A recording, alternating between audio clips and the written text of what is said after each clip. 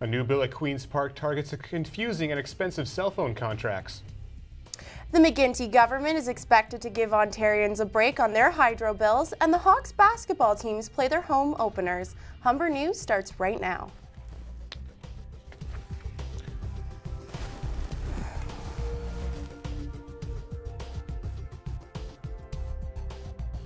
Hello, it's Wednesday, November 17th, 2010. Welcome to Humber News, coming to you from the Broadcast Center here at North Campus. I'm Tom Parisi. Thanks for joining us. And I'm Amy Douglas. Coming up, we'll have all your news, sports, and entertainment highlights, as well as your 5-day weather forecast. But first, Tom has our top story. A private member's bill has been introduced at Queen's Park that aims to make cell phone contracts less confusing and reduce fees in order to protect consumers. The bill was introduced yesterday. Reporter Romi Levine has the story. We all know the woes of owning a cell phone. Confusing contracts and sky-high fees are just a couple of complaints that users have. I don't know, there's those times where there's these text message fees and all that stuff, and they just keep multiplying. Liberal David Orzietti wants to ease the financial burden of owning a cell phone with a bill he is introducing to Ontario legislature. Transparent contracts, lower cancellation fees, and forcing providers to unlock phones so consumers can switch companies are some features that are attractive to students. It helped people that are new to getting a cell phone with knowing what they're doing and knowing what they're paying for. Wireless telecommunications professor Kevin Ramdas says although the bill will reduce monthly fees, it may have its drawbacks. If the bill is passed, what's going to happen is I think that they're going to increase the price of the phones and make some of the profit there. The chances of a private member's bill being passed are slim. This is because an individual introduces the bill, not the government. Therefore, less time is devoted to the bill. With Orzietti, he has already introduced 2 bills that have been backed by the Liberal government. So maybe in this case, third time is a charm. Romi Levine, Humber News. The Liberal government is set to reduce Ontarians' hydro bills by 10% as of January 1st. Finance Minister Dwight Duncan is expected to announce the substantial hydro relief tomorrow, backed by a $1 billion deficit reduction. The price will save Ontarians roughly $12.50 a month. Although the reduction is set for New Year's Day, it may not come into full effect until May due to local utilities billing cycles. Large corporations and factories are not eligible for the discount. A Brampton man is dead and a Toronto woman is severely injured after a string of accidents around the city last night. The fatal single-vehicle collision in Brampton occurred when a car hit a guardrail. In another incident, a Toronto woman is in hospital after being struck by a bus in the Richmond Hill area. York Regional Police say the victim suffered serious injuries. Officials say the woman had just left her car and was crossing the street when she was hit.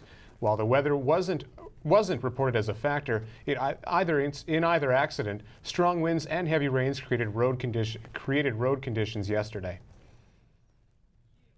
Toronto Police Chief Bill Blair continues to field questions today about his plans to triple the number of closed-circuit TV cameras throughout the city. Blair says the cameras will help deter crime, while critics are calling them a breach of privacy. Reporter Lalonde went to see how people at Humber College are feeling about having someone watch over them. Students arrive at Humber each day concerned about upcoming tests or hanging out with friends. But are they ever concerned about the little black bubbles watching over us? Across both campuses, Humber security services use closed-circuit cameras to protect students from harm. The cameras cover our hallways, classrooms, and entrances to keep students both safe inside and out.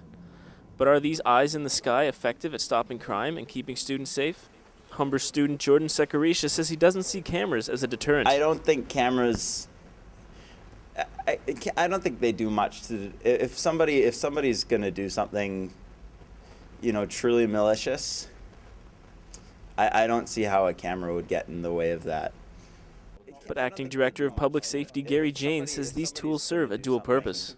They're a deterrent for crime on campus, but it's also a very good investigative tool for us to go back and review footage in case there is an incident on the property. And we can scan the property very quickly in a matter of minutes as opposed to walking by foot.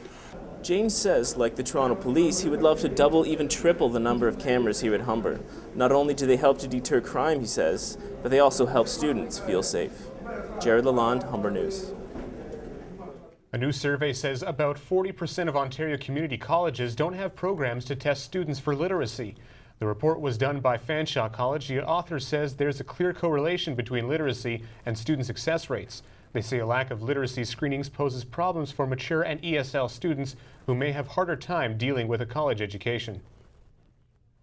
An Australian university will be offering new opportunities for Ontario's post-secondary students. Charles Sturt University is partnering with Mohawk College, Sheridan College, and McMaster University to provide 3 new undergraduate business degrees and a forensic biotechnology program. Although the new programs will be located in Burlington, Ontario students will have to pay more as they are not domestic programs. Sturt Rep says the goal is to remove gaps in Canada's post-secondary system. Ontario Premier Dalton McGuinty might have to exchange insurance information with Queen's Park. Construction scaffolding from outside the building fell on McGuinty's Toyota Prius last night. No one was hurt, with only minor damage to the vehicle. The scaffolding fell during last night's windstorm. McGuinty later joked on his Twitter account, saying it was the opposition and not the wind that made the scaffolding fall and hit his car.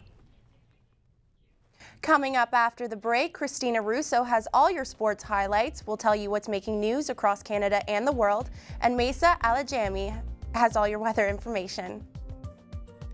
Don't leave your umbrellas at home because it feels like spring is in the air with all the rain expected this week. I'll have your 5-day weather forecast after the break.